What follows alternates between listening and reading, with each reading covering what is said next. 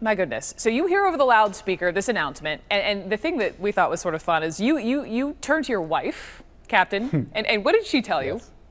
Yes. She said, I think you better ring your call button. Understatement, I guess. So you did? So I did, yes. I rang my call button, and for about a half second there, I sat there and I realized, I know what they're going to ask me to do, so I may as well start getting up and moving to the cockpit.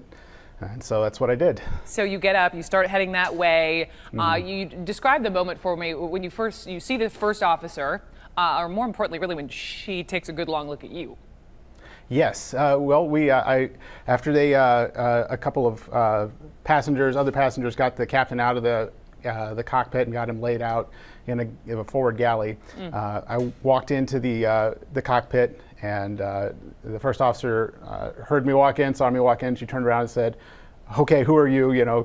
I'm sure a little bit of a "oh, what now?" thought going through her mind. Not like you had a resume on you or anything. She just had to trust, I guess, that you knew what you were doing. Yes. That's exactly right. And she looked at me, and I said, "I'm a pilot." And she said, "What's your experience? What do you fly?" I said, "I'm an Air Force guy. I flew B-1s."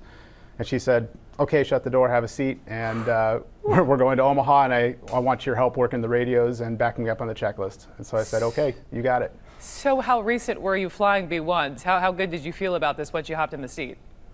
Well, I've not been flying B-1s since December of 2011. I was working as an air liaison officer with the Army at the time.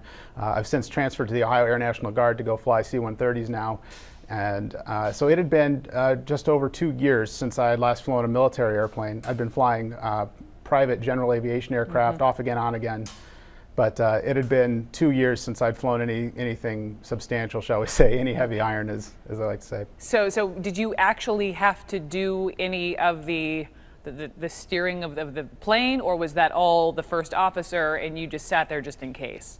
That was all the first officer. She did all of the flying, and thank you for asking that. I want to clarify that too. There's been some, I think, unintentionally misleading headlines out there from other news sources. None of that around here. Great. No, your report was absolutely fantastic yesterday. Thank you. Good.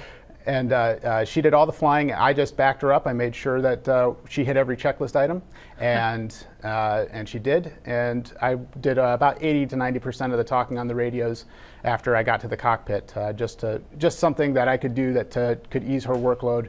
It gave her, a little extra time to do other things, basically.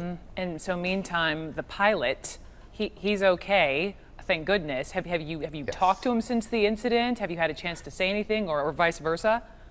Yes, actually, he gave me a call probably a few weeks after the incident, and was very gracious. Said thank you. Thank you for doing what you did. Thank you for stepping up and helping the first officer out.